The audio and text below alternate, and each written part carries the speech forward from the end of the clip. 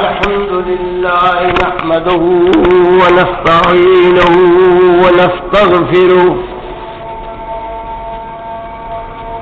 ونعوذ بالله من شرور أنفسنا ومن سيئات أعمالنا من يهده الله فلا مضل له ومن يضلله فلا هادي له ونشهد أن لا إله إلا الله وحده لا شريك له ونشهد أن محمدا عبده ورسوله أما بعد فإن خير الحديث كتاب الله وخير الهدي هدي محمد صلى الله عليه وسلم وشر الأمور محدثاتها وكل محدثة بدعة وكل بدعة ضلالة وكل ضلالة في النار. أعوذ بالله من الشيطان الرجيم. بسم الله الرحمن الرحيم. والتين والزيتون وطور سينين وهذا البلد الأمين لقد خلقنا الإنسان في أحسن تقويم ثم رددناه أسفل سافلين إلا الذين آمنوا وعملوا الصالحات فلهم أجر غير ممنون. فما يكذبك بعد بالدين أليس الله بأحكم الحاكمين.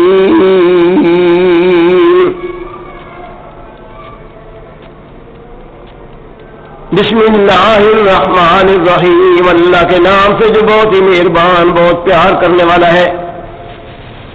پڑھو پڑھاؤ اور سمجھو سمجھاؤ آنے والے مضامین کو. والتین تین کے رب کی قسم. والزیتون اور زیتون کے رب کی قسم. وطور سینین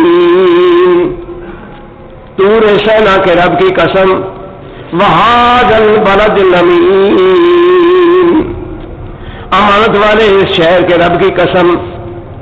لقد خلقنا الانسان فی احسن تقویم اس بات میں کوئی شک نہیں کہ ہم نے انسان کو ایک احسن تقویم میں پیدا کیا. ثم رددناه اسفل سافلین پھر ہم نے اس کو لوٹا دیا نیچے سے نیچے مخلوق میں. الا الذین آمنوا مگر ہاں وہ لوگ جو ایمان لائے وعملوا الصالحات اور اچھے عمل کیے. فلہم اجر غیر ممنون ان کے لیے اجر ہے ایسا اجر جو احسان نہیں کیا گیا ان کا حق بنتا تھا. فما یکذبک بعد بالدین پر دین کو چڑھلانے کے بعد کیا ہوگا. الیس اللہ باحکم الحاکمین کیا معلوم نہیں ہے آپ کو کہ اللہ سب حاکموں کا حاکم ہے. سبحان ربک رب العزت عما یصفون وسلام علی المرسلین والحمد للہ رب العالمین. اس سورہ مبارکہ کو آپ کے سامنے اس وقت تلاوت کرنے سے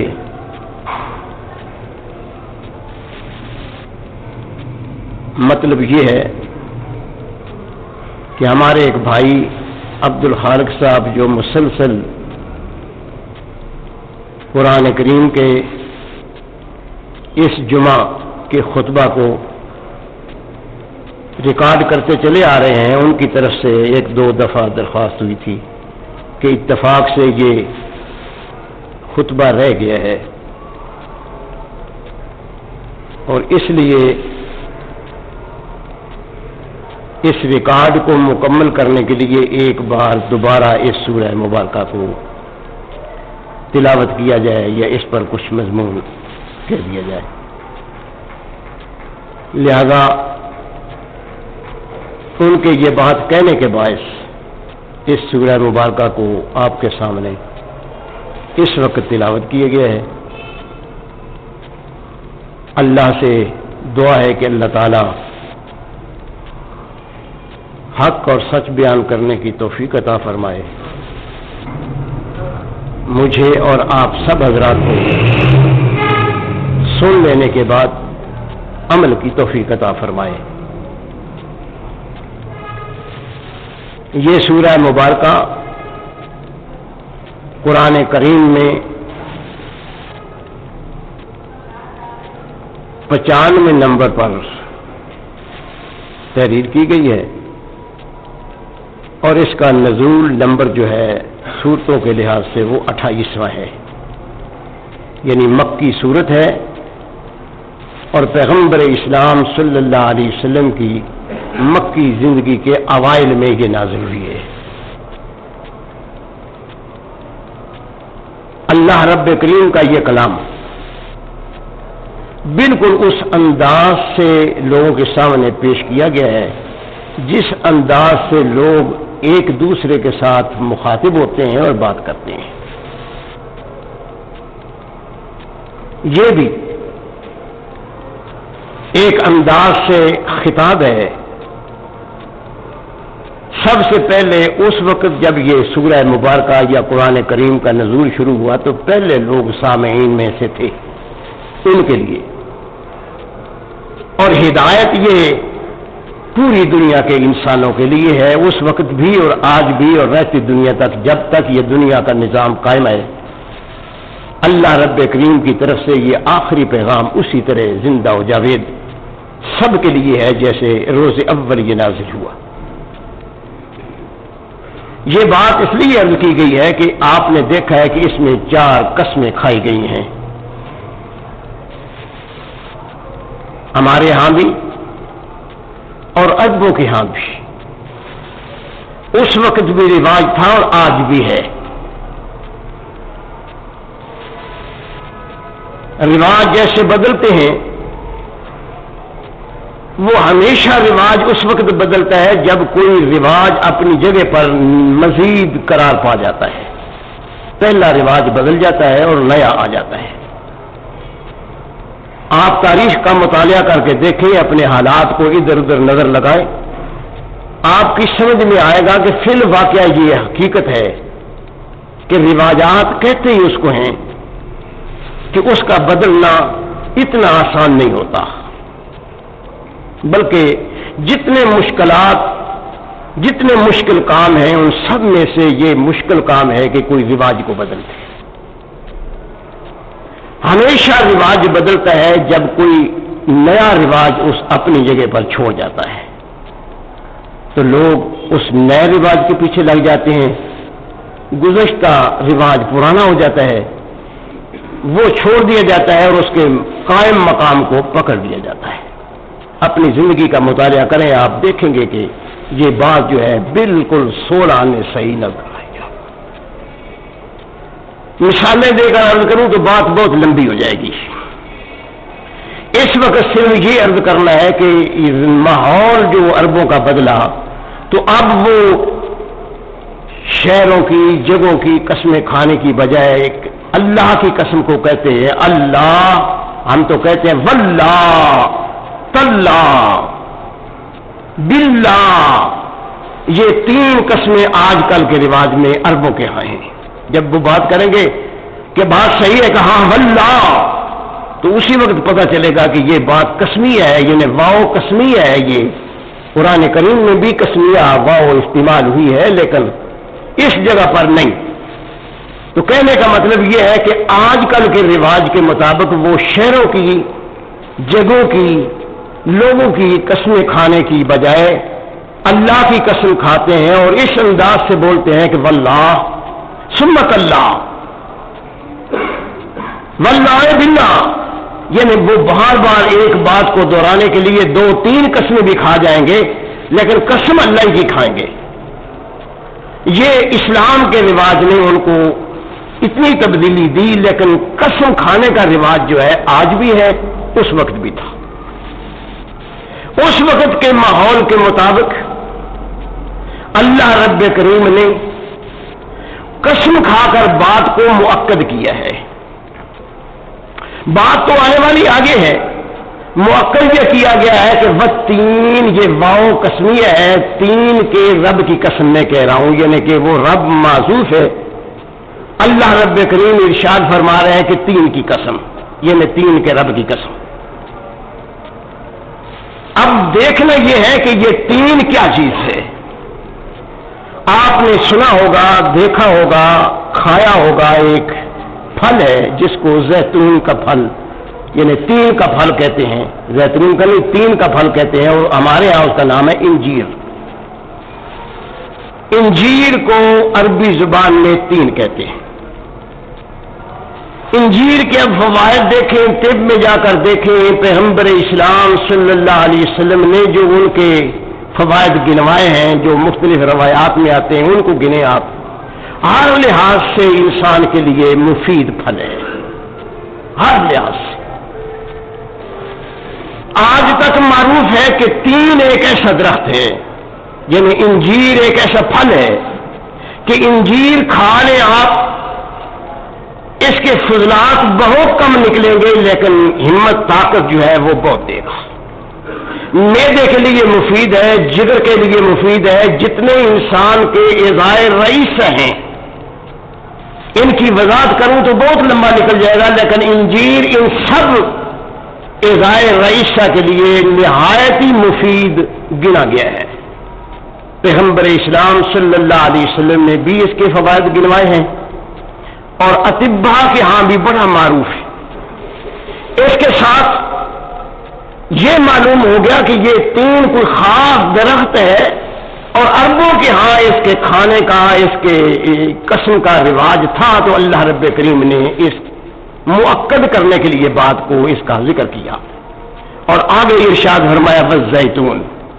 زیتون تیل کے لحاظ سے آپ کے ہاں معروف ہے. بہت فوائد ہیں، جیسے میں نے پہلے عرض کیا ہے کہ اگر فوائد پر لگ گئے تو یہ وقت اسی میں چلا جائے گا. اس لیے مختصر صرف یہ ہے کہ زیتون کا تیل وہ تیل ہے جو کسی بیمار کو تکلیف نہیں دیتا. آپ کہتے ہیں نا کہ یہ مجمع جو ہوتا ہے چربی بن جاتی ہے، یہ ہوتا ہے سارے تیلوں کا سردار، کھانے والی چیزوں میں سے زیتون کا تیل ہے. اور آگے جو وہ فوائد اس کے ہیں کہ یہ جوڑوں کی درد میں کام کرتا ہے، یہ فلاں درد میں کام کرتا ہے، یہ تو بے شمار چیزیں. کہنے کا مطلب یہ ہے کہ یہ بھی فائدہ مند چیز ہے زیتون. اور ایک بات مزید پہلے بھی میں نے عرض کی تھی، پھر سن لیں کہ قدرت نے جتنے درخت بنائے ہیں سب کے ہاں یہ ہے کہ درخت جلتا ہے جب سوکھ جاتا ہے. یہ مشاہدے کی بات ہے. زیتون ایک ایسا درخت ہے کہ کاٹو اور جلاؤ، بس ایسے جلے گا کہ اتنا سوکھا بھی کوئی درخت آپ کے ہاں نہیں جلتا جتنا یہ تازہ درخت جلتا ہے. یعنی اسی وقت کاٹو، اسی وقت جلاؤ.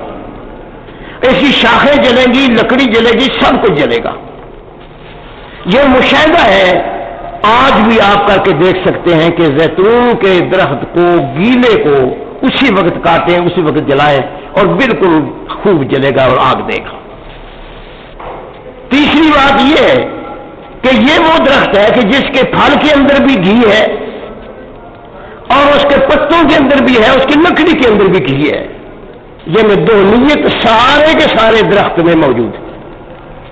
میں کہہ رہا ہوں، آپ سن رہے ہیں، آزما کر کے اگر اللہ توفیق دے تو دیکھ لیں. ایک چوتھی صورت یہ ہے کہ قدرت نے جس مقام پر اس کو اکٹھا بنایا ہے کہ بہت سارے درخت اکٹھے ہیں، جب پتے پتے کے ساتھ آندھی کی وجہ سے، سخت ہوا کی وجہ سے لگتے ہیں تو اس میں سے روشنی نکلتی ہے. جیسے کبھی آپ نے دیکھا ہوگا اندھیرا ہو تو کپڑے باز کون دیتے ہیں کہ اس پر رگڑ لگ جائے تو کپڑے سے ایک ایسا شعلہ سا نکلتا ہے. وہ آگ نہیں ہوتی، لیکن بہرحال یہ ایک ایسی چیز ہے جو بہت ساری چیزوں میں ہے.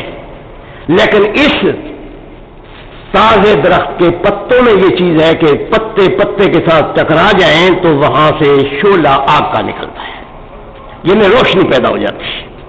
لہذا کہنے کا مطلب یہ ہے کہ یہ بہت مفید درختوں میں دو درخت ہیں. آگے اللہ رب کریم نے ارشاد فرمایا وَهَٰذَا الْبَلَدِ الْأَمِينِ. یہ شہر سارے مفسرین متفق ہیں کہ اس شہر سے مراد مکہ مکرمہ ہے. اور یہ مکہ مکرمہ ایسا شہر ہے، ایک معروف ہو جاتی ہے نا کہ ہمارے ہاں یہ قبلہ اول ہمارا جو ہے وہ بیت المقدس ہے. یہ بات صحیح نہیں. قبلہ اول بیت اللہ ہے اور ساری قوموں کا قبلہ بیت اللہ ہے. یہ جتنی قومیں دنیا میں پیدا ہوئی ہیں اور ان کے ہاں قبلے کا تصور کو پیدا ہوا ہے تو ساری قوموں کے ہاں قبلے کا تصور بیت اللہ ہے. بیت اللہ کے بارے میں قرآن نے اتنی وضاحت سے کہا ہے اول بیت وضع للناس ببکہ. سب سے پہلا گھر جو بنایا گیا دنیا میں وہ بیت اللہ ہے، مکہ مکرمہ میں ہے، اور یہ پہلا گھر ہے. یہ دوسری بات ہے کہ کئی دفعہ اس کو چھوڑا گیا اور اس کی بجائے کسی اور کو قبلہ بنا لیا گیا. ہم نے یہ سمجھا کہ جب اسلام آیا تو اسلام سے پہلے لوگوں نے اس قبلے کو بدل دیا ہوا تھا تو بیت المقدس کی طرف منہ کر کے نماز پڑھتے تھے. اسلام کے آنے کے بعد جب تک اللہ رب کریم نے وحی نہیں کی تو اسلام نے گزشتہ چیزوں کو نہیں بدلا. لہذا اس لحاظ سے یہ چلتا رہا، لیکن کہنے کے لحاظ سے قبلہ اول بیت اللہ ہے. اور یہی وہ شہر ہے جو سیدنا ابراہیم علیہ السلام نے دراصل آباد کیا. اور بیت اللہ آپ سے بھی پہلے تھا، یعنی ابراہیم علیہ السلام سے بھی پہلے تھا، لیکن منہدم ہو چکا تھا. اس منہدمہ شدہ عمارت کو سیدنا ابراہیم علیہ السلام اور اسماعیل علیہ السلام نے مل کر تعمیر کیا. لیکن اس سے پہلے یہ قبلہ کی جگہ اور قبلہ موجود تھا. منہدم ہوئے قبلے کو ابراہیم علیہ السلام نے بنایا. یہ باتیں لمبی ہیں، تفسیر میں ان کا ذکر میں نے تفصیل سے کر دیا ہے. اب صرف یہ ہے کہ ان چار قسموں کے بعد اللہ رب کریم ارشاد فرماتے ہیں لقد خلقنا الانسان. ہم نے انسان کو احسن تقویم میں پیدا کیا ہے. یعنی جتنی مخلوقات اللہ نے پیدا کی ہے اس کائنات کے اندر سب میں سے بہتر تخلیق کے لحاظ سے انسان ہے. آپ دیکھ لیں کہ بے شمار مخلوقات ہے اللہ کی، اتنی اتنی محیب ہے، اتنی اتنی ڈراؤنی ہے، اتنی اتنی بڑی ہے کہ انسان اس کے سامنے کوئی چیز نہیں. لیکن اللہ رب کریم نے ہر چیز کو انسان کا فرما بردار بنا دیا ہے. وہ چیزیں جو اس کائنات میں چلتی پھرتی آتی جاتی رہتی ہیں، یعنی جانور ہیں یا دوسرے، وہ تو آپ دیکھ ہی رہے ہیں کہ انسان نے ایک بکری اور شیر کو اکٹھا کر کے آپ کو دکھا دیا ہے. دونوں بیٹھے ہیں ایک دوسرے کو، پکے دشمن ہیں ایک دوسرے کے. اس کی خوراک ہے بکری، لیکن بکری اس کے سامنے رکھ کر جو دکھائی گئی ہے تو اس کا مطلب یہ ہے کہ شیر کو کسی نے سکھا دیا ہے کہ اس کو نہیں کھانا، لہذا وہ بکری کے قریب نہیں جائے گا. لیکن یہ کمال کس کا ہے؟ اللہ اکبر. اس لیے اللہ رب کریم نے ارشاد فرمایا کہ انسان تو کیا سمجھتا ہے اپنے آپ کو کہ تجھے تو اللہ نے ساری مخلوق سے بہتر بنایا، لیکن اس کے باوجود تو نہ سمجھے، کبھی ادھر دھکا کھائے، کبھی ادھر کھائے، کبھی ادھر کھائے، تو تیری اپنی مرضی. کائنات میں جو کچھ ہے دیکھے، یہ مرضی اپنی رضا ایک ایسی چیز ہے جو کسی کو عطا نہیں ہوا ارادہ کہ میں اپنی مرضی کے ساتھ کام کروں. سورج کتنا بڑا زبردست ایک چیز ہے، لیکن اس کی اپنی مرضی کہ جب چاہے جس وقت چاہے، نہ پابند ہے. ایک سیکنڈ کا فرق نہیں ڈالے گا. چاند پابند ہے, ستارے پابند ہے, یہ زمین پابند ہے, آسمان, ہر چیز پابند ہے اپنے وقت کی, اس لیے کہ وہ آپ کے کنٹرول میں آنے والی جو چیزیں نہیں تھیں ان کو آپ کی ضرورت کے لیے کنٹرول کر دیا گیا. یہ ستارے آپ کے لیے کام کر رہے ہیں, چاند آپ کے لیے کام کر رہے ہیں, یہ سورج آپ کا کام کر رہا ہے, یہ پہاڑ جو بڑے بڑے ہیوی ہیکل ہیں دیکھتے سے ڈر آ جاتا ہے, یہ آپ کے کام کی چیز ہے. اس کے اندر پتہ نہیں کون کون سے دفینے رکھے ہیں, ان دفینوں کو کیا فائدہ ہے, ان پہاڑوں کو کیا فائدہ ہے جنہوں نے اپنے اندر سمو کر کے رکھا ہے. سارے کا سارا فائدہ انسان کا ہے, لیکن اس انسان کا جو اس سے استفادہ کرنا چاہیے. دیکھیں اللہ رب کریم نے مسلمانوں کا نام دے کر کے یہ نہیں کہا کہ ہم نے مسلمانوں کو اصل تکوین میں پیدا کیا ہے, نہ, انسان کا ذکر کیا ہے. تو انسان میں ساری دنیا کے انسان آتے ہیں, اور ساری دنیا کے انسانوں کے لیے اللہ ایک ہے, اور ساری دنیا کے انسانوں کے لیے محمد الرسول اللہ صلی اللہ علیہ وسلم نبی بنا کر بھیجے گئے.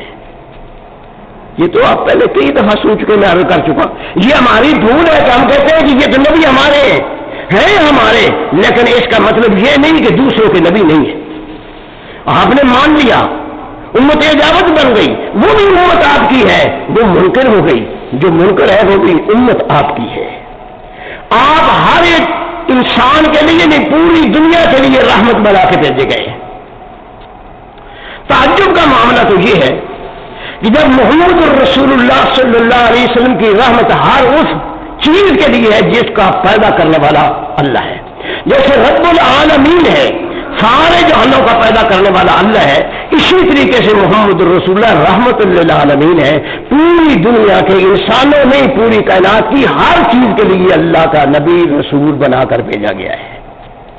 یہی وجہ ہے کہ آپ نے جانوروں تک کو دیکھ کر کے یہ ارشاد فرمایا کہ یاد رکھو, یہ بلی بلی سمجھ رہے ہو, اونٹ اونٹ سمجھ رہے ہو, لیکن اونٹ کی وجہ سے نہ تمہاری نمازوں کی قیمت رہے گی, نہ تمہارے روزے کی کوئی قیمت رہے گی اگر اس کو آپ نے عذاب میں مبتلا کیا. حدیث میں آتا ہے کہ پیغمبر اسلام صلی اللہ علیہ وسلم نے ارشاد فرمایا کہ ایک عورت تھی, مجھے دکھایا گیا. جب کہتے ہیں کہ جی معراج کو نہیں مانتے, جب معراج پر گئے تو وہاں نقشہ دکھایا گیا ایک عورت کا. عورت نیک تھی, اچھی تھی, لیکن اس نے ایک بلی کو باندھ دیا. بلی کی خوراک ہے کہ چلے پھرے اور کھائے پیے, جدھر جانا ہے زمین میں اشراط الارض ہے ان کو کھائے, خوراک ہے. لیکن اس نے نہ خوراک مہیا کی اور نہ بلی کو کھولا کہ یہ اپنی خوراک خود تلاش کر لے, اور وہ بلا کر کے مر گئی. اس وجہ سے اس عورت کو دوزخ میں عذاب میں مبتلا کر دیا گیا. تو بلی کو ہے رحمت اللہ عالمین, ہے آپ کی رحمت, بلی کے لیے, کتے کے لیے رحمت. یہ آپ نہیں تصور کر سکتے کہ دنیا کی ہر چیز کے لیے محمد الرسول اللہ صلی اللہ علیہ وسلم رحمت ہے. یہ بات غلط ہے کہ کسی چیز کے لیے رحمت ہے. ہاں, موذی چیزیں اگر مارنے کا حکم دیا ہے تو اس کا مطلب یہ ہے کہ یہ تیرے فائدے کے لیے بات کی ہے, تیرے نقصان سے بچانے کے لیے تجھے یہ حکم دیا ہے.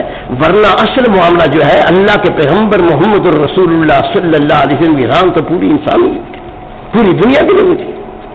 اس لیے میں یہ کر رہا تھا کہ انسان کو اصل تکوین میں اللہ رب کریم نے بنایا ہے, اس سے بہتر کوئی اور تکوین نہیں ہے. دیکھیں دنیا کتنی ترقی کر گئی. کسی سے پوچھے سائنسدان سے کہ حضرت یہ بتائیں کہ یہ آنکھیں دو کے بجائے اگر چار ہوتی تو کیا خیال ہے آپ کا؟ یہ سر ایک کے بجائے دو ہو جاتے, ہاتھ دو کی بجائے چار ہو جاتے یا تین ہو جاتے. آپ کسی شکل کو بنا کر کے دیکھیں تو آپ سمجھیں گے کہ جو اللہ رب کریم نے شکل تیار کی ہے وہ بہترین شکل ہے. اس میں رد و بدل کا سوال پیدا نہیں ہوتا کہ اگر یہ اس کی بجائے یوں ہو جاتا تو یہ زیادہ بہتر ہوتا.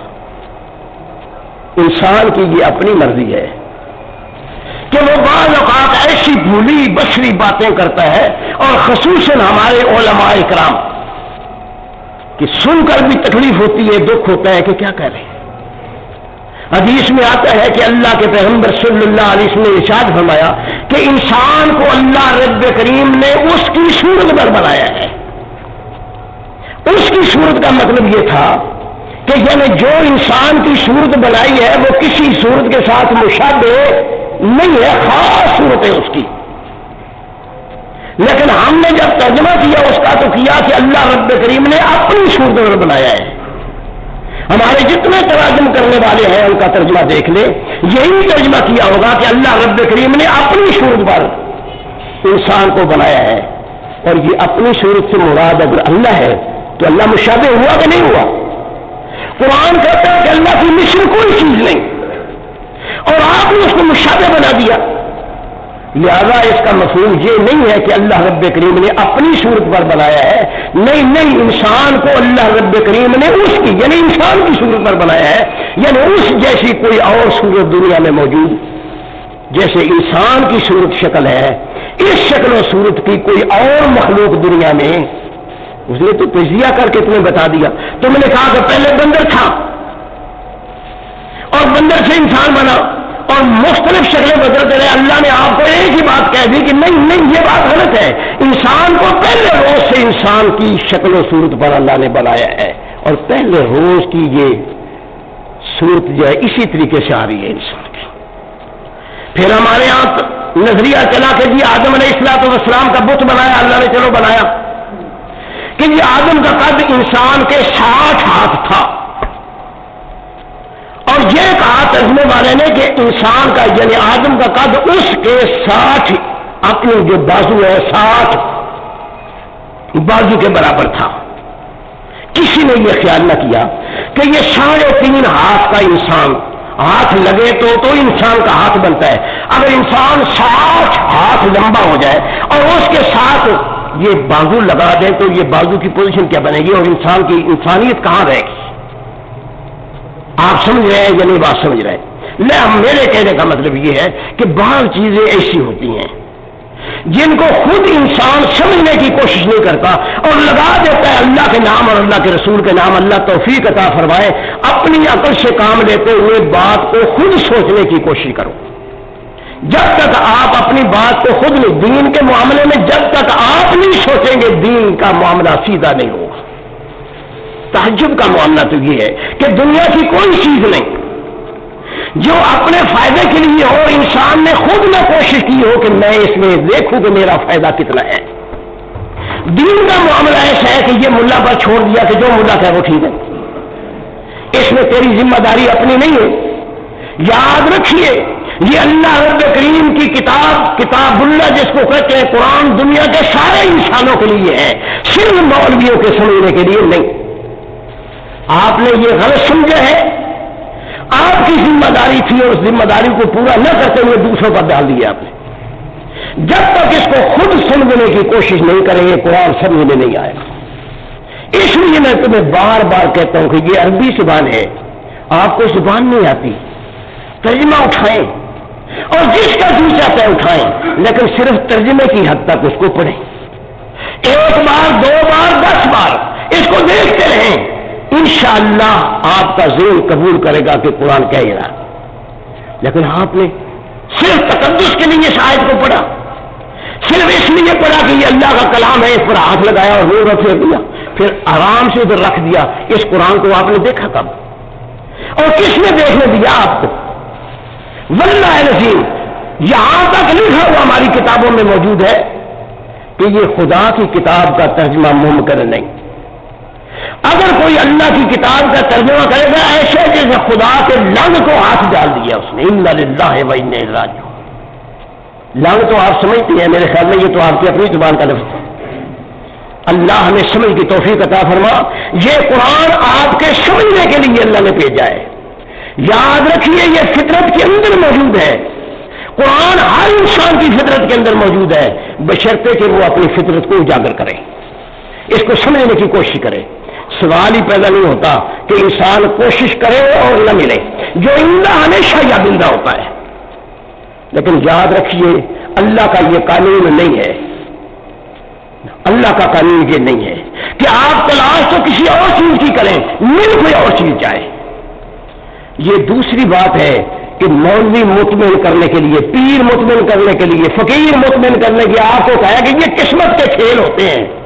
آدمی گندم بوئے تو گندنا پیدا ہو جاتا ہے. نہیں واللہ گندم سے گندنا نہیں پیدا ہوتا, وہ بیج پہلے موجود ہوتا ہے. تو نے زمین پر کام نہیں کیا, جس طرح ہل چلانا چاہیے نہیں چلایا، جس طرح رکھوالی کرنا چاہیے نہیں کی، اس بیج کو اگنے کے لیے تو نے وقت نہیں دیا، کوئی اور بیج پڑا ہوا تھا وہ اگ گیا۔ یہ گندم کے گننا نہیں اگایا، یہ زمین کے اندر موجود تھا، غلطی تیری اپنی ہے، لیکن افسوس کہ تم اس غلطی کو ماننے کے لیے تیار نہیں، تو اللہ پر چھوڑ دیتا ہے کہ یہ اللہ نے مقدر ہی ایسا کیا ہے۔ اللہ فرمایا لقد خلقنا الانسان فی احسن تقویم، یہ 4 قسمیں کھانے کے بعد کہ انسان کو ہم نے احسن تقویم میں پیدا کیا ہے، ثم رددناه اسفل سافلین، یہ تخلیق کے لحاظ سے تو بڑی شے تھا، لیکن تخلیق کرنے کے بعد اس کو نیچے سے نیچے گرا دیا، نیچے سے نیچے اس لیے گرایا کہ اب اس کے عمل کا وقت ہے، یہ عمل کرے گا تو اوپر جائے گا، اگر عمل دنیا کا کرے گا، اسی دنیا کے اندر عمل کرتا رہے گا تو ادھر ہی رہ جائے گا۔ اللہ رب کریم نے فرمایا ہم نے ایک انسان کو عقل دی، فکر دی، سمجھ دی، سوچ دی، اس کو ساری دنیا کی نعمتیں عطا فرمائی، عقل سے کام نہ لیا، ہم چاہتے تھے کہ یہ بلند ہو لیکن وہ نامراد زمین پر چوپ پڑا، یہ زمین کے اندر جو کچھ ہے اسی پر وہ مگن ہو گیا کہ بس یہی میرا کام ہے۔ نہیں، دنیا کی زندگی کمانے کے لیے، کھانے کے لیے صحیح، لیکن سوچنے سمجھنے کی بات یہ ہے کہ جو کچھ اس کائنات میں ہے تیرے ہاتھ میں دیا گیا ہے، صرف تیرا نہیں۔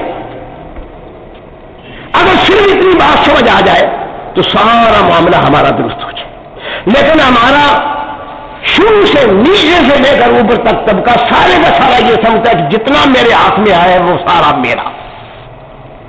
یہ بات تسلیم نہیں ہوتی کہ یہ کدھر لکھا ہے کہ یہ سارا میرا نہیں۔ میں کہتا ہوں قرآن بھرا پڑا ہے کہ یہ سارا تیرا نہیں، تجھے آزمانے کے لیے دیا گیا ہے، اور اس آزمائش میں تم پورا اس وقت اترے گا جب جن کا حق ہے ان کو دے۔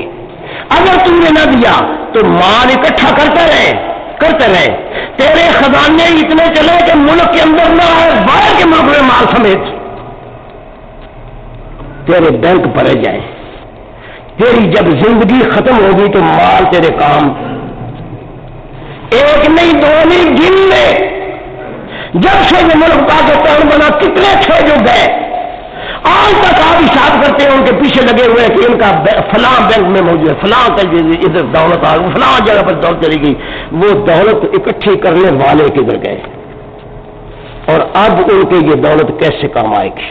لیکن پھول اتنی زبردست ہے کہ جو نامراد بعد میں آتا ہے وہ بھی شام بن کے بیٹھتا ہے کہ نہیں میرا کام اکٹھا کرنا ہے۔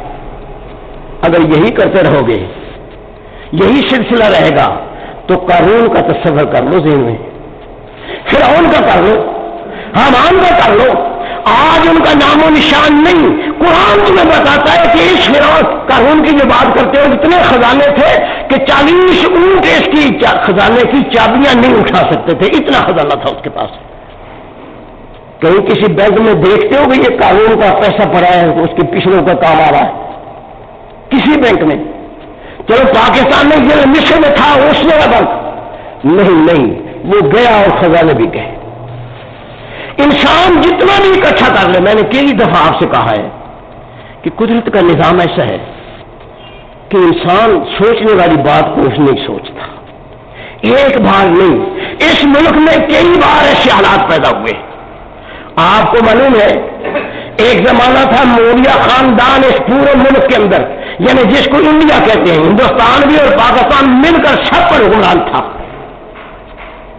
لیکن پھر وہ وقت کیسے آیا کہ دلی کے اندر تھوڑا سا حصہ اس کے پاس رہ گیا اور آخر انجام کا وہ بھی ختم ہو گیا۔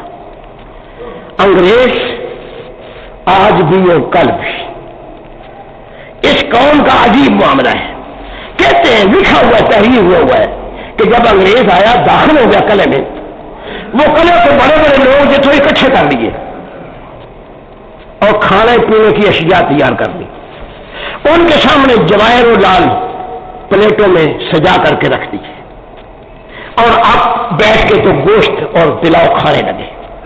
ان کو کھلاتے ہیں، وہ کہتے ہیں، ہمیں بھی کہتے ہیں نہیں تم ان کو کھاؤ، یہ تم اکٹھا کرتے رہو ساری زندگی، لال و جواہر اکٹھا، یہ سونا چاندی کر کھاؤ۔ وہ کہتے ہیں یہ کھانے والی چیز کیا خیال ہے اس وقت نہیں تھی تو آج ہے؟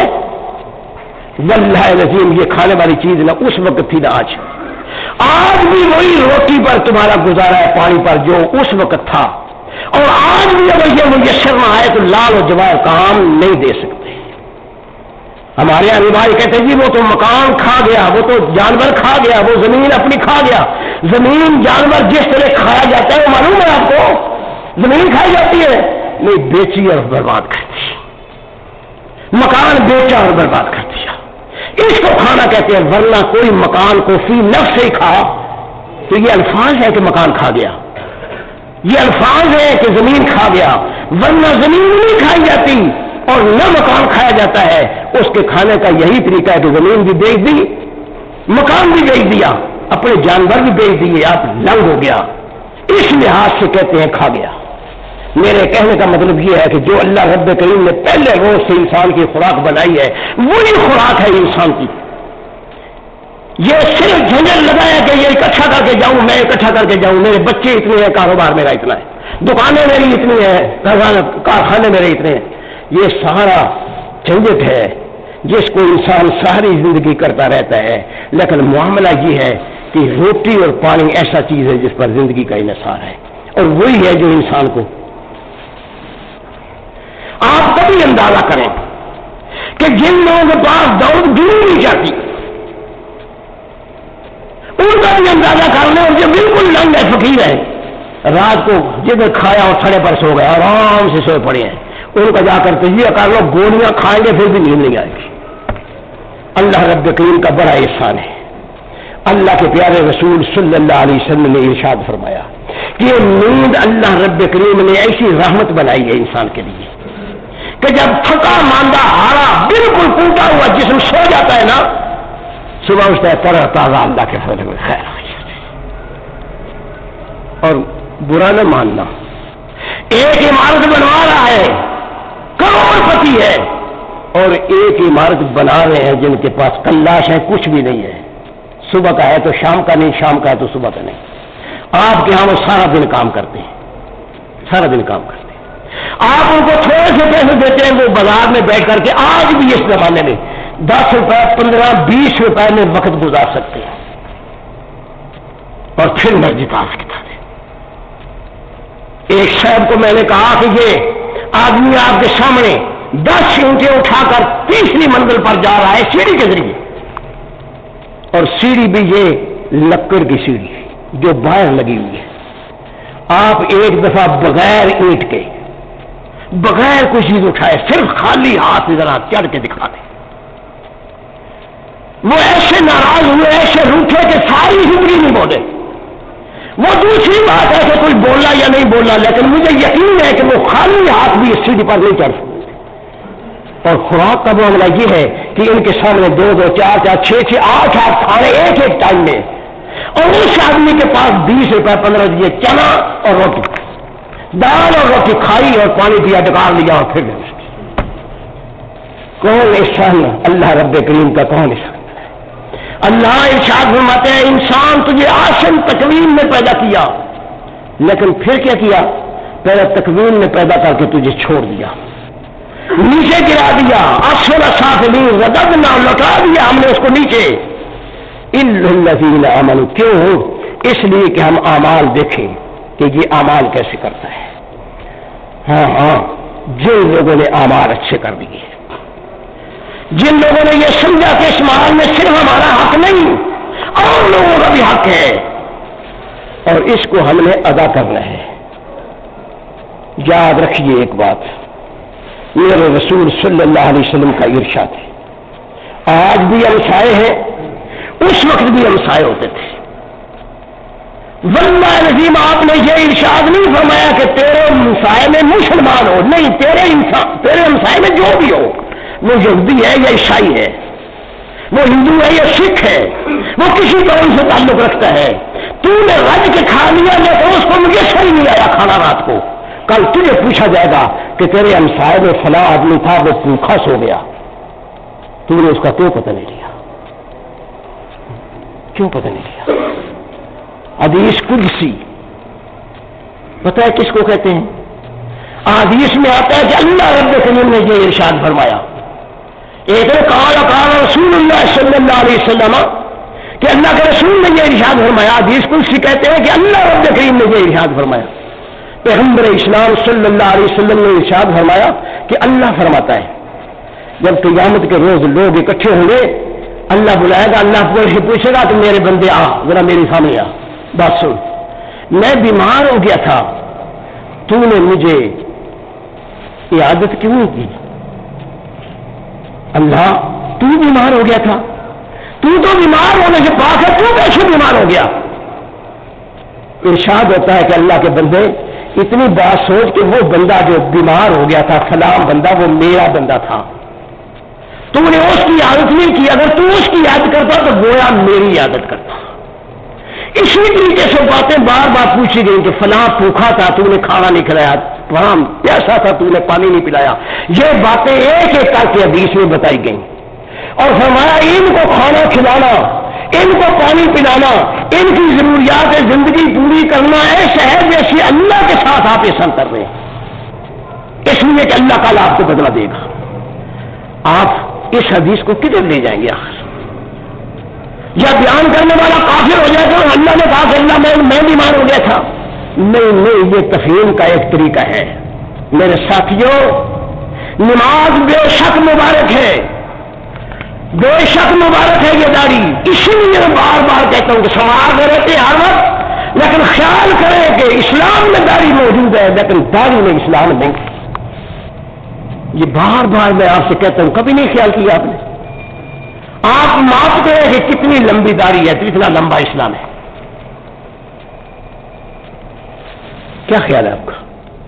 میں بار بار کہتا ہوں کہ اس سے یہ نہ سمجھنا کہ میں داڑھی کے خلاف ہوں، داڑھی رکھیں یہ زینت ہے، لیکن صرف یہ سمجھنا کہ داڑھی کے اندر اسلام ہے، باقی دھوکہ دیں، فریب کریں، دکھا کریں، ڈکار مار جائیں، جو کچھ بھی ہے کھا پی کے، یہ معاملہ صحیح نہیں ہے۔ ایک بات سن لو اور اگر اللہ توفیق دے تو پلے باندھ لو، بندہ اللہ کے بندے وہ ہیں جو اللہ کے راستے میں اس طرح خرچ کرتے ہیں کہ خود بھوکے رہتے ہیں اور اللہ کے راستے میں خرچ کر جاتے ہیں۔ پیغمبر اسلام صلی اللہ علیہ وسلم کے اپنے واقعات حدیث کو اٹھائیں، بخاری اور مسلم، ارشاد فرمایا کہ کافر آپ کے ہاں مہمان ہو گیا۔ میں کیا کہہ رہا ہوں؟ کافر آپ کے ہاں مہمان ہو گیا۔ ہاں میں بھول کے نہیں کہہ رہا، بالکل سمجھ کے کہہ رہا ہوں کہ کافر آپ کا گدر ہو، صرف کافر نہیں جبر بھی ہے ساتھ، یعنی ایسا کافر کہ انوکھی قسم کا کافر کہ جو 7 آٹوں میں کھایا ہے رجے ہی نہیں۔ اللہ ہمیں سمجھ کی توفیق عطا فرما۔ اب کافر تو شاید رج رہے لیکن ملا ہائے ہائے ہائے ہائے، ایسی کہاوتیں بنی ہوئی ہے کہ انسان کو شرم آتی ہے سن کے بھی۔ میں اب یہ کہا تھا کہ کافر پیغمبر اسلام صلی اللہ علیہ وسلم کے عام مہمان ہوا اور آپ صلی اللہ علیہ وسلم دودھ پلاتے رہے کہ دودھ کے سوا کوئی چیز نہیں تھی، ایک بکری، دوسری بکری، تیسری بکری، چوتھی بکری، 7 بکریوں تک گئے، جب تک وہ سیر نہیں ہوا آپ نے نہیں چھوڑا اور گھر میں کسی کے لیے دودھ پینے کا نہیں رہا۔ لیکن رسول اکرم صلی اللہ علیہ وسلم رات کو اٹھ کر دیکھتے رہے کہ اس مہمان کو کوئی تکلیف پہنچ جائے، اتنا کھا گیا ہے، اتنا پی گیا ہے کہ اگر اس کو کوئی حاجت آئے تو کم میں کم میں اس کے کام آ سکوں۔ کس کی بات کر رہا ہوں؟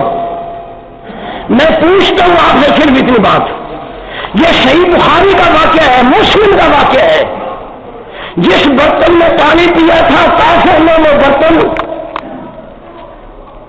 جس بکری کو دودھ کر کے دیا تھا رسول نے، کبھی خیال میں نہیں آیا کہ نہ اس کافر کا وہ برتن ناپاک ہو گیا اور نہ بکری حرام ہو گئی۔ کیا سمجھے آپ؟ کیا سمجھے؟ ہائے ہائے، برا نہ مانیے، سوچنے والی بات کو سوچیے۔ آپ کی نالیوں کو صاف کرتے ہیں، آپ کے بازاروں کو صاف کرتے ہیں، کون؟ کہتے جی عیسائی۔ ان نالیوں کو گندا کس نے کیا؟ ان بازاروں کو گندا کس نے کیا؟ ان چیزوں کو گندا کس نے کیا؟ میں پوچھتا ہوں آپ سے، گندا کس نے کیا؟ نہ مانے یا مانے واللہ ہم نے گندا کیا اور اس نے ان کو صاف کیا۔ ہائے ہائے ہائے، ذرا درجے کے لحاظ سے غور تو کرو کہ سوچ کیا رہے ہو۔ وہ بھی انسان ہے، وہ بھی آخر تکوین ہے، آپ بھی انسان ہیں، آپ بھی آخر تکوین ہے. صرف یہ ہے کہ آپ کے پاس وہ مال ہے، اس نے وہ کاروبار بنا لیا اپنے کھانے کے لیے. آپ اتنا حقیق سمجھتے ہیں اس کو، جو پاکیزگی کو یعنی گندگی کو اٹھائے وہ ناپاک ہوتا ہے. ہائے ہائے ہائے ہائے. میں پھر ایک بار آپ سے پوچھتا ہوں کہ میرے پیغمبر محمد رسول اللہ صلی اللہ علیہ وسلم نے یہود کے ہاں کھانا کھایا، ایک اور یہودن کے ہاں آپ صلی اللہ علیہ وسلم نے دعوت کی، آپ نے دعوت کھائی، صحابہ ساتھ تھے، کیا وہ دعوت ناپاک تھی؟ میں صرف یہ باتیں اس لیے پوچھ رہا ہوں کہ انسان کو انسان سمجھو، یہ قدر و قیمت کے لحاظ سے اللہ رب کریم کا احسان مانو کہ اللہ رب کریم نے آپ کو اس قوم میں لایا ہے، یہاں رکھا ہے، لیکن آپ کتنے لوگوں کو دیکھ کر کے خوش ہوں کہ یہ ہماری صفائی کرنے والے ہیں، یہ ہمارے کام آنے والے ہیں، لیکن نفرت ہائے اللہ، نفرت انسان سے. میں پھر ایک بار کہتا ہوں، صحیح بخاری کو اٹھاؤ اور مسلم کو اٹھاؤ، میں نام لے رہا ہوں، سنو. اللہ کے پیارے رسول صلی اللہ علیہ وسلم نے ارشاد فرمایا کہ ایک بچہ آتا تھا، نوجوان، بالکل بچہ نہیں، نوجوان بالغ، وہ ادھر آ کے درس میں بیٹھتا تھا، میری باتیں سنتا تھا تو کئی دن میں نے دیکھا نہیں، لیکن جب تک وہ آتا رہا معلوم ہوا کہ آپ نے پوچھا بھی نہیں. ہائے ہائے ہائے ہائے. میں کیا کہہ رہا ہوں، جان شناخت اس طرح کی نہیں ہے، لیکن چہرہ شناختی اتنی تو ہے نا کہ بھائی دیکھ تو رہے ہیں، میں آخر کھڑا ہوں، میں آپ کو دیکھ رہا ہوں، آپ مجھے دیکھ رہے ہیں. معلوم ہوا کہ یا رسول اللہ صلی اللہ علیہ وسلم وہ فلاں یہودی کا بچہ ہے، بعض روایات میں کہ عیسائی کا بچہ ہے، اور وہ آتا تھا باتیں سننے کے لیے، تو اب وہ بیمار ہو گئے ہیں. آپ نے بیماری کا لفظ سنا اور اٹھے اور اس یہودی یا عیسائی کے گھر چلے گئے. معلوم ہوا کون کا محمد رسول اللہ صلی اللہ علیہ وسلم آیا ہے. میں کیا کہہ رہا ہوں، سن رہے ہو؟ سو گئے ہو؟ اجازت میری، اندر گئے، بچے کو دیکھا، فرمایا بیٹا اللہ تجھے صحت عطا فرمائے، لیکن حالات کچھ ایسے نظر آ رہے ہیں، تیرا کیا خیال ہے؟ اگر تو مسلمان ہوتا تو میں تیرا جنازہ پڑھاتا، تیری تکفین کرتا، تیری تجہیز کرتا، لیکن اب اس نے باپ کی طرف حدیث میں آتا ہے دیکھا، باپ نے کہا بیٹا تو جا رہا ہے، مجھے بھی یقین ہے، اگر تیرا دل مانتا ہے تو محمد صلی اللہ علیہ وسلم کی بات مان لے. اس نے بول ہلائے اور کلمہ پڑھا، لا الہ الا اللہ محمد رسول اللہ. جان ہوا ہو گئی. آپ نے فرمایا یہ مسلمان ہے، اس کو اٹھا لیا. مسلمانوں نے وہاں آ کر کے تجہیز و تکفین کی، جنازہ آپ نے پڑھایا. یہ بچہ کون تھا؟ میں یہ عرض اس لیے کر رہا ہوں کہ ان چیزوں کو سمجھنے کی کوشش کریں. ہائے اللہ، آج ہمارا کوئی آدمی دوسرے آدمی کے ساتھ نہیں چھوڑا. کیوں؟ نفرت ہے، حیشی ہے، اور بریلوی ہے، اور یار الحدیث ہے. یہ تو گستاخ رسول ہوتے ہیں، ان سے تو سلام بھی نہیں لینا چاہیے، بات بھی نہیں کرنا چاہیے. میاں کدھر چلے گئے آپ؟ کدھر چلے گئے؟ اسلام کے تقاضے کیا ہیں اور ہم کیا کر رہے ہیں؟ اور یہ ساری چیزیں اور ساری بیماریاں کہاں سے آئی ہیں؟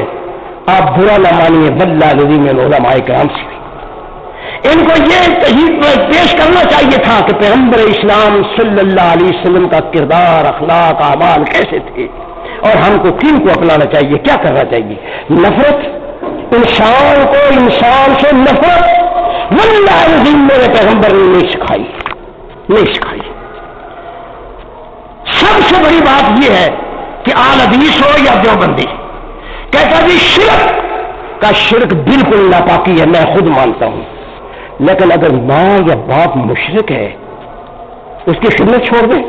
ہائے ہائے ہائے، واللہ الذی میں دنیا میں اس کے ساتھ اچھا سلوک کر، اس کی خدمت کر، تاکہ تیرے دین سے متاثر ہو.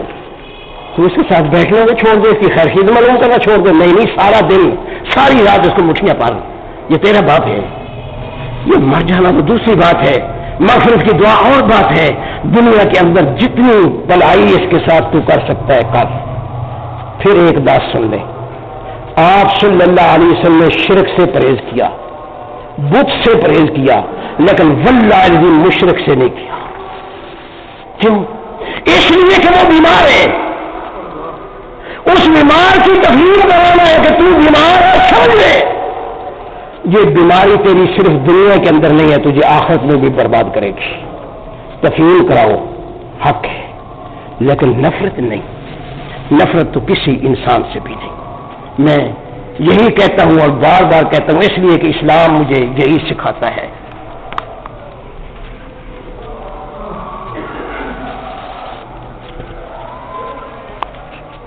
الحمدللہ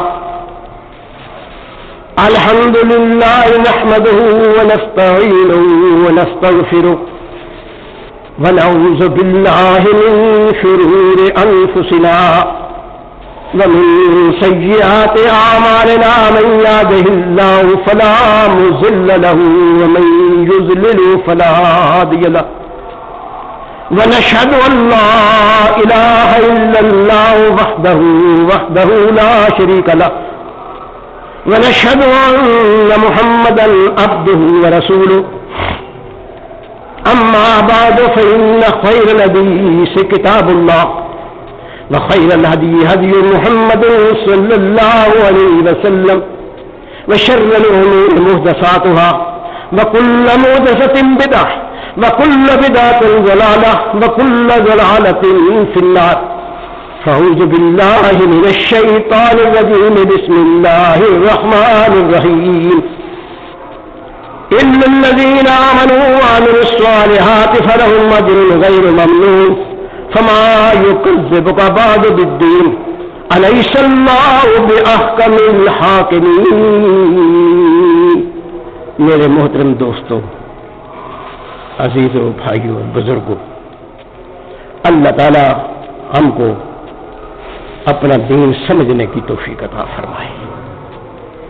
یاد رکھیے، میں نے ہمیشہ جو بات آپ سے کی ہے اس اپیل کے ساتھ کی ہے کہ آپ سن رہے ہیں، سننے کے بعد آپ کے ذہن میں، آپ کے دماغ میں، آپ کی فکر میں یہ بات آئے کہ میری بات کتاب اللہ کے ساتھ، اللہ کے رسول صلی اللہ علیہ وسلم کی سنت کے ساتھ کہیں ٹکرا رہی ہے، تو آپ پر ذمہ داری عائد ہوتی ہے کہ آپ مجھے آگاہ کریں، اور میں آپ کا مشکور ہوں۔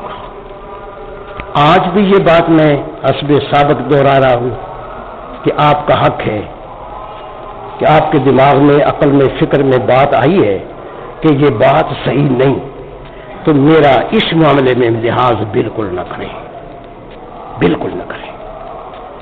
واضح طور پر کہیں کہ ہماری سمجھ میں یہ بات نہیں آئی، یا کتاب و سنت کے یہ بات خلاف ہے، اس لحاظ سے ہم اس کو ماننے کے لیے تیار نہیں۔ میں اگر ہو سکا تو انشاءاللہ تفہیم کراؤں گا، اگر آپ نے میری تفہیم کرا دی تو میں اس کو تسلیم کروں گا۔ دیکھیے، ہر قوم میں ایسے لوگ موجود ہوتے ہیں جو خرچ کرتے ہیں اس معاملے میں کہ یہ اللہ کا دین، جس کو وہ اللہ کا دین سے پھیلے، اللہ کا دین پھیلے۔ یہ اللہ کا دین تجارت نہیں ہے۔ پتہ نہیں میں کیا کہہ رہا ہوں، سن رہے ہو گئی ہے، سو گئے ہو؟ اللہ کا دین تجارت نہیں ہے۔ اللہ کا دین لوگوں تک پہنچانا ہے جس حال میں بھی آپ ہیں، اور یہ ہر اس آدمی کی ذمہ داری ہے جس آدمی کو اللہ نے عقل، فکر، سمجھ، سوچ دی ہے، اور کچھ ایک آیت کا یہ علم دے دیا ہے کہ یہ آیت یہ تقاضا کر رہی ہے، یہ آپ علماء پر نہ چھوڑیے۔ چلو میاں، میں مزید آسان نہ کر دوں، یہ مجھ پر نہ چھوڑیے، یہ مجھ پر نہ چھوڑیے۔ واللہ العظیم میں آپ کو منت کر کے کہتا ہوں کہ مجھ پر نہ چھوڑیے، براہ راست غور کیجئے کہ ہم کیا کر رہے ہیں، ہمارا حق کیا کرنے کا ہے۔ میں بھولا ہوں، آپ کا حق ہے کہ مجھے راستہ دکھائیں۔ اگر آپ بھول گئے ہیں، آپ کا حق ہے کہ راستے کا پتہ چلا ہے تو راستے پر چل پڑے۔ میں دعا کر سکتا ہوں، اللہ سے توفیق مانگ سکتا ہوں کہ اللہ مجھے بھی توفیق عطا فرمائے اور آپ کو بھی۔ ایک درخواست، آپ دیکھ لیں میرے حالات دیکھ لیں. میں بار بار آپ سے کہہ رہا ہوں کہ میرے پاؤں تو قبر میں ہیں. معلوم تو کسی کو بھی نہیں ہے، لیکن کچھ حالات بھی تو بتاتے ہیں کہ فصل پک کر تیار ہو جائے تو کب تک آخر. میں یہ بات اس لیے کہہ رہا ہوں آپ سے کہ آپ پر کچھ ذمہ داریاں عائد ہوتی ہیں. میں بار بار اعلان کر رہا ہوں کہ اس مسجد کے معاملات دوسری مساجد سے کچھ الگ ہیں. میں انکار تو نہیں کر رہا، لیکن وہ جو الگ ہیں وہ رکھے گئے ہیں الگ اس لیے کہ مساجد کو کاروبار بنا دیا گیا ہے. اللہ سے دعا کرو کہ اللہ ان مسجدوں کو کاروبار بنانے کی توفیق عطا فرمائے. ان مساجد کو اللہ کی عبادت گاہ رہنے دے. اس میں نہ پارٹیوں کا معاملہ ہے، نہ مکاتب فکر کا معاملہ ہے. فکر ہے کہ دین کی اگر کسی کی بھی سمجھ میں آیا کہ یہ دین کا معاملہ ہے تو آپ کا حق ہے اور آپ کا فرض ہے. بات سن لو، اور بات وقت ختم ہو رہا ہے انشاءاللہ العزیز. آخری کلام ہے. اس آیت میں اللہ ارشاد فرماتے ہیں الیس اللہ باحکم الحاکمین، کیا تیرے علم میں نہیں ہے کہ سارے حاکموں سے بڑا حاکم اللہ ہے. سارے حاکموں میں سے بڑا حاکم اللہ ہے. پھر کس حاکم سے ڈر رہے ہیں آپ؟ کس کا خوف کھا گیا آپ کو کہ آپ حق بات نہ سننے کے لیے تیار ہیں نہ کہنے کے لیے تیار ہیں؟ کہاں مال اکٹھا کر کے لے جائیں گے آپ؟ یہ لوگوں تک امانتیں کیوں نہیں پہنچائیں گے آپ؟ دیکھیے، میں درخواستاً آپ سے یہ کہہ رہا ہوں کہ ساری اقوام میں ایسے لوگ ہیں جو اللہ کے دین جس کو وہ سمجھتے ہیں لوگوں تک پہنچا رہے ہیں. کوئی لکھ کر پہنچا رہا ہے، کوئی چھاپ کر پہنچا رہا ہے، لیکن پیسے نہیں دے رہا. آپ اپنے ذہن سے خدا کے لیے یہ بات نکالیں کہ ہم نے پیسے لے کر کے اس کو دینا ہے. نہیں، پیسے آئیں گے. آپ کی سمجھ میں نہیں آیا. واللہ العظیم یہ مسجد اتنی تیار ہوئی کسی ایک کے باپ نے روپیہ نہیں لگایا، میں نے نہیں لگایا، آپ کا روپیہ ہے لیکن لگ گیا. یہ تفسیر بہت بڑا کام تھا. آپ ڈرتے ہیں کہ یہ کیا فائدہ ہو رہا ہے ہم کو. ہاں فائدہ ہو رہا ہے. واللہ العظیم آپ نے پیسہ نہیں لگایا، یہ قوم کا پیسہ لگ گیا. آپ نے جامد کر کے رکھ دیا. سوچ لو جان نکل جائے گی، پیسہ ادھر رہ جائے گا. یہ اللہ رب کریم کے کام چلتے آئے ہیں، چلتے رہیں گے.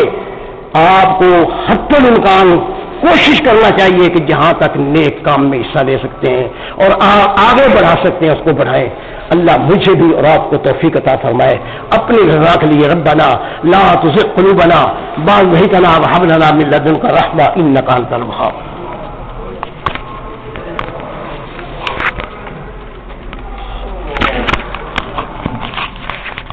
الله أكبر الله أكبر. أشهد أن لا